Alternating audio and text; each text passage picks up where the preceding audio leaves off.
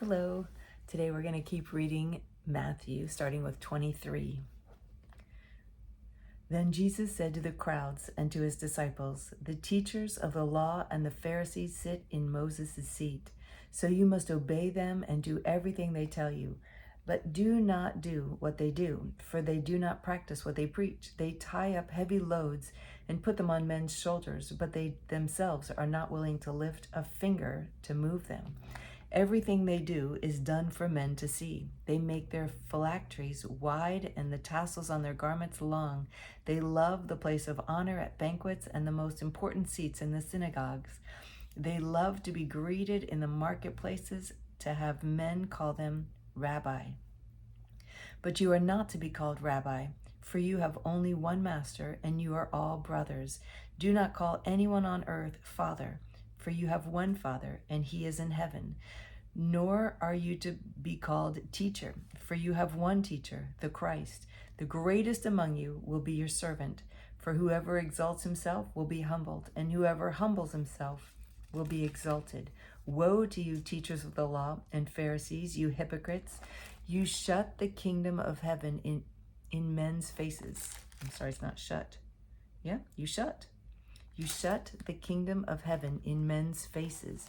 You yourselves do not enter, nor will you let those enter who are trying to. Woe to you, teachers of the law and Pharisees, you hypocrites! You travel over land and sea to win a single convert, and when he becomes one, you make him twice as much a son of hell as you are. Woe to you, blind guides! You say, if anyone swears by the temple, it means nothing. But if anyone swears by the gold of the temple, he is bound by his oath. You blind fools, which is greater, the gold or the temple that makes the gold sacred? You also say, if anyone swears by the altar, it means nothing. But if anyone swears by the gift on it, he is bound by his oath. You blind men, which is greater, the gift or the altar that makes the gift sacred? Therefore, he who swears by the altar swears by it and by everything on it. And he who swears by the temple swears by it and by the one who dwells in it. And he who swears by heaven swears by God's throne and by the one who sits on it.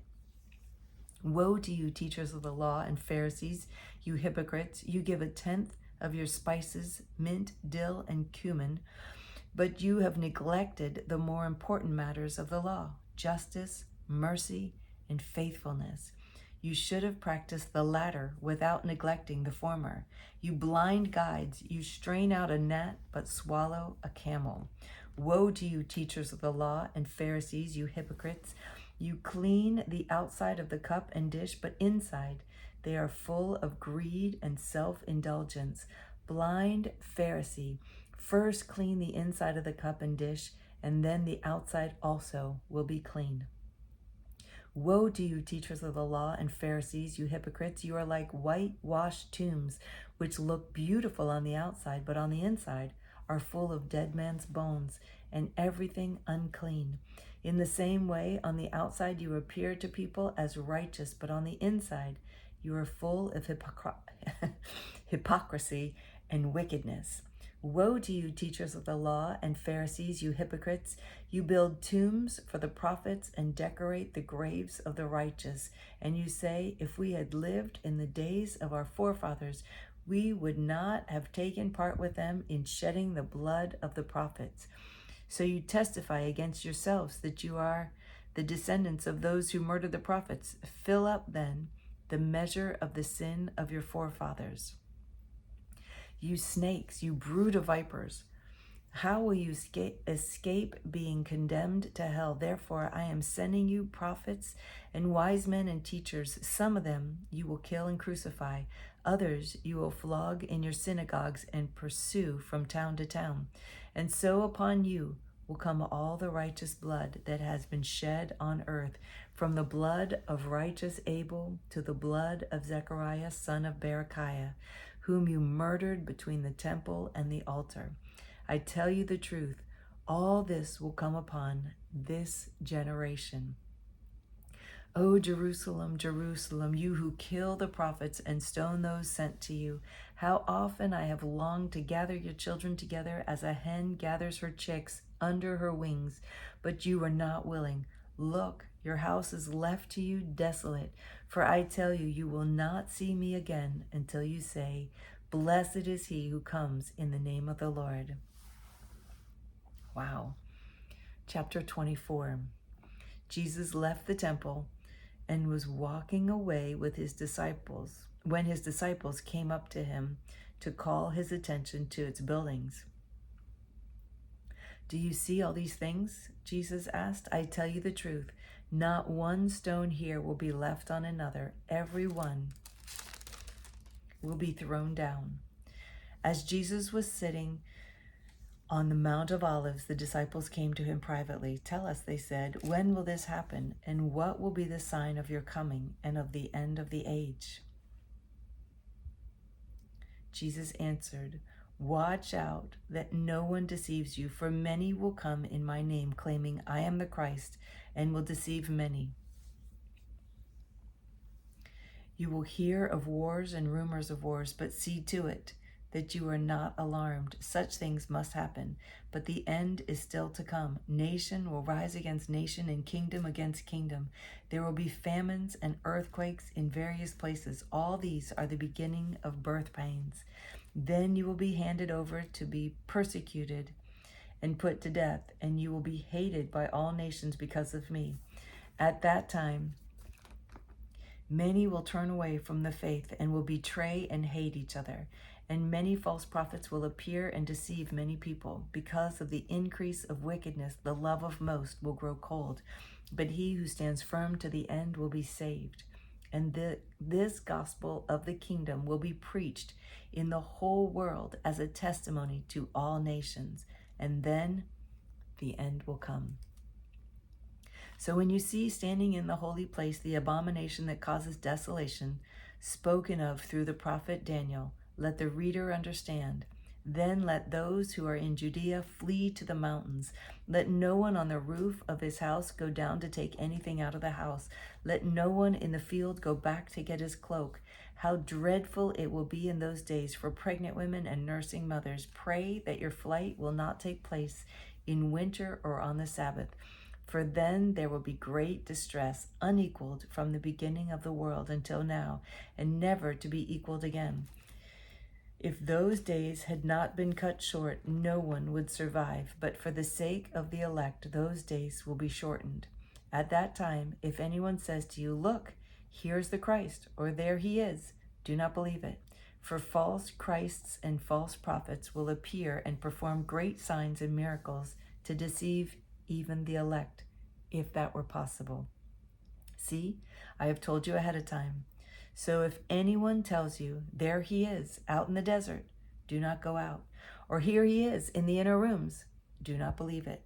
For as lightning that comes from the east is visible even in the west, so will be the coming of the Son of Man. Wherever there is a carcass, there the vultures will gather.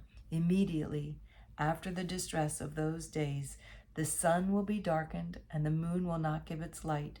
The stars will fall from the sky, and the heavenly bodies will be shaken. At that time, the sign of the Son of Man will appear in the sky, and all the nations of the earth will mourn. They will see the Son of Man coming on the clouds of the sky with power and great glory, and he will send his angels with a loud trumpet call. And they will gather his elect from the four winds, from the end of the heavens to the other.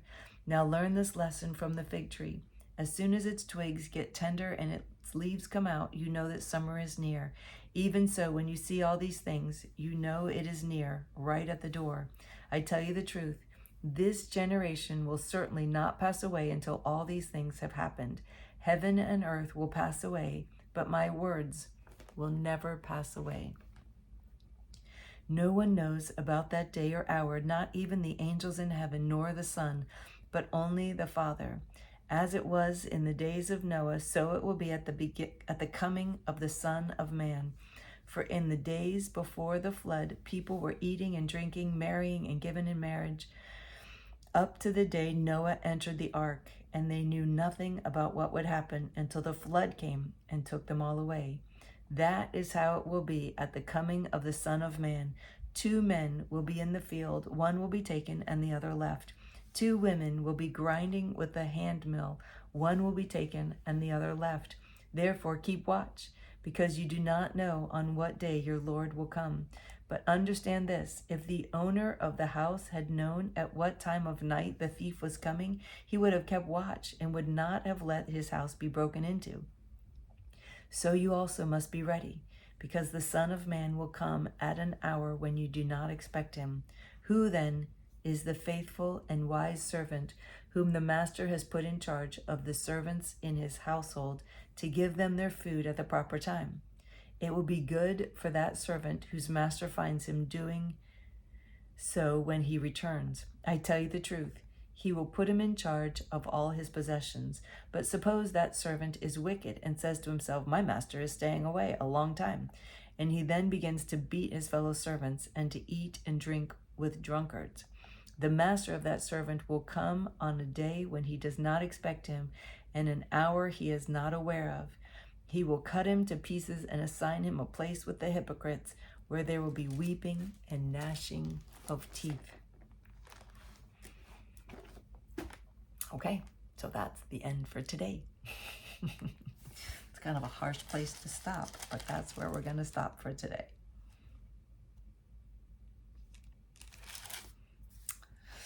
Yay. So I love reading with you. It's fun to be reading Matthew. I'll see you tomorrow. I love you.